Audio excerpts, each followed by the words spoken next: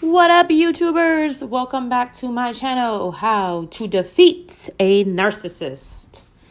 Make sure you check out my book, available on Amazon, How to Defeat a Narcissist, the complete guide to shut down narcissistic abuse.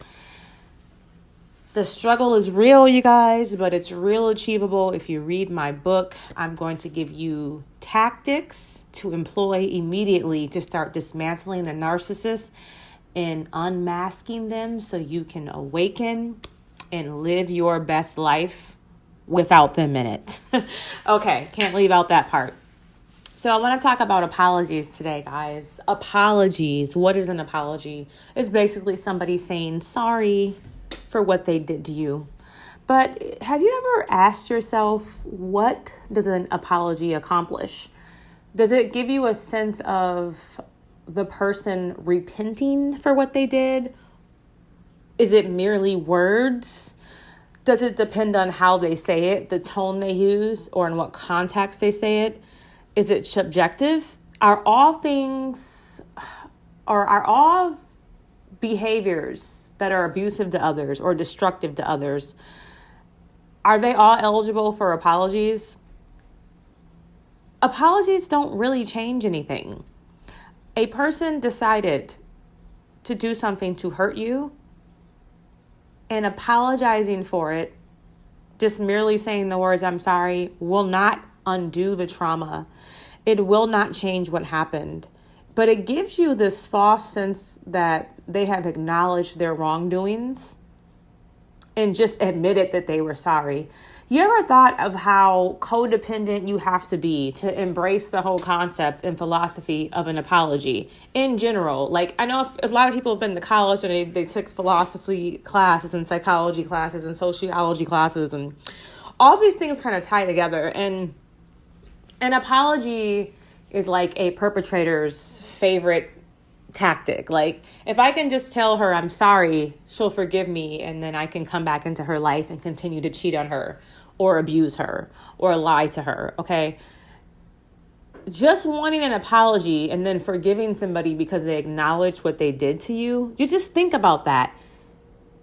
Why do you want someone to acknowledge what they did to you? What kind of validation does that give to you?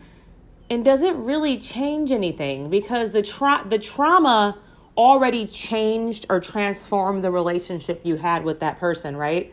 They betrayed a trust. And it is going to take time, a significant amount of time, depending on the grievance, okay? Trust, repentance, and even compensation sometimes to really enforce what an apology truly means, okay? So if Bernard cheated on Becky and he said he's sorry and he knows he was wrong, it may make Becky feel good for 5.5 seconds that he acknowledged it. But as soon as he's done saying those words and the dust settles for 20 minutes, Becky's going to be mad all over again. Why is it that when someone apologizes to us, we still hate them, we still feel hurt, we still feel betrayed, but then there's this new feeling that comes that changes the dynamic of the relationship? We no longer trust them. Trust is something that's really hard to rebuild, very, very hard to rebuild. If you're smart, trust is extremely difficult to rebuild once somebody betrays your trust. Because if you're smart, you know better to trust them again. And who wants to be in a stressful situation where they're in a so-called loving relationship with someone that they can't trust? The anxiety that brings is bad for your spirit, is bad for your health, it's bad for your overall life. It's going to wreak havoc and cause a domino effect of destruction and bad energy. So when someone apologizes to me for doing something, I don't feel moved at all. Because they know that they did it. I don't need them to reaffirm that they did it. They know what they did. They deliberately did it. There's no such thing as a deliberate action. You either do something or you don't. All the bullshit fluff comes from when people try to philosophize what they did by saying, I was in a bad state of mind. I felt neglected by you, so I slept with Lisa. I was having problems at work, so I was having an affair. All it is a bunch of fluff and excuses for them trying to explain away deliberate behavior. Keyword, deliberate. All behavior is deliberate. Okay? If you move a rock, you move a rock.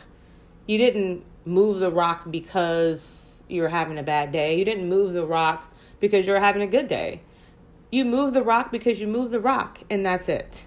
There's no in-between, and don't let anybody feed you that in-between. All that in-between stuff is between what something is or it isn't. That's the laws of the universe. That's the laws of science, of physics, okay?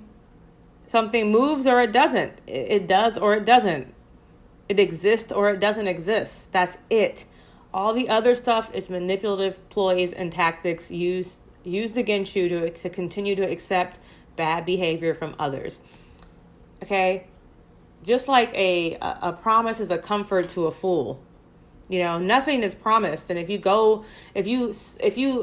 live by the words everybody tells you, and you hope that they live up to those words, and you're betting on that, that's a sense of being naive, extremely naive. You know, comfort, you know, is it comforting that the liar or the person apologizing to you just apologized? It's not, okay? Because a true apology is not words, okay? Words are just words, okay? There's nothing like, words don't have any meaning without the terror of actually implementing and enforcing them, okay? Words don't mean anything. They're literally just hot air, okay? An apology is changed behavior. I'll repeat that. An apology is changed behavior. And it is immediate changed behavior. And it is sustainable and persistent changed behavior. With a narcissist, they may change their behavior for a few days, a few weeks, or even a few months if you're lucky, okay? But eventually, they will revert back to who they are and deliberately cheat on you, lie to you, abuse you, steal your money, whatever it is that they did to you, it's going to start up again after they love bomb you for 6 weeks to get you back complacent and blind, okay? Then they're going to revert back to that behavior, and all those apologies won't mean anything, because apologies don't mean anything. They don't change anything, and we need to stop begging narcissists to apologize to us. We need to stop begging institutions to apologize for us. It's all it is begging for an apology is just begging for validation for your self-worth. It's blaming, it's craving someone to say what they did to you. It makes absolutely no sense for someone to say, I'm sorry, and it doesn't mean anything. It won't change anything. The trauma has changed the dynamic of your relationship or your life. And that is all. Nothing's going to change that. We all know that narcissists are maladaptive, so they really don't change. And if we are thinking that we're the exception that can change a narcissist's behavior, we are playing ourselves, and that has nothing to do with the narcissist. That has everything to do with you being entitled to feel that you are somehow blessed, unique, or gifted enough to change the behavior of a narcissist. It's laughable to me how some of these people come to me with their capes on, thinking that they're an exception because they look a certain way, because they're privileged, because they love hard. Oh, my favorite one, because they're so loyal, the narcissist is going to change their behavior towards them. Never going to happen. Let go of your pipe dream and let go of the need for an apology. When somebody does something wrong to you, don't demand an apology. Don't overemphasize the importance of an apology if you get one. Don't be impressed by an apology. Only be impressed by changed behavior, because changed behavior is the only authentic apology. Until then, folks, be vigilant. Make sure you check out all my links in the description box. Bye.